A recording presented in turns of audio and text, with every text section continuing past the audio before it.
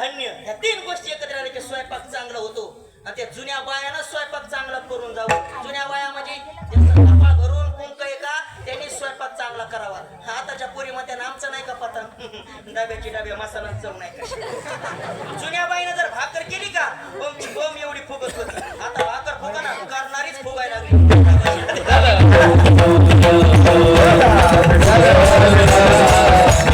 जुन्या सुगरणबाईचं लक्षण आहे बाबा. थोड्या मशिनामध्ये चांगला स्वयंपाक करते. खेड्यातलीच माय माऊली. मग तीन गोष्टी एकत्र आल्या मन सोबत आनंद येत असतो.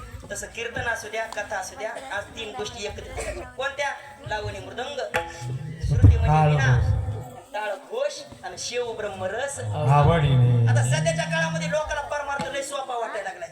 कसा सोपा वाटायलाय लोकांना वाटतं संध्याकाळी माळ घालावं की ज्ञानोबाने सकाळी सकाळीच फाट्यावर भेटावं. इतका सोपा परमार्थ नाही लय कडीला लावा लागतो. तुमचा आमचा परमार्थ कसा झाला माहिती का. हो तुमचं काय नाव आहे बापूराव.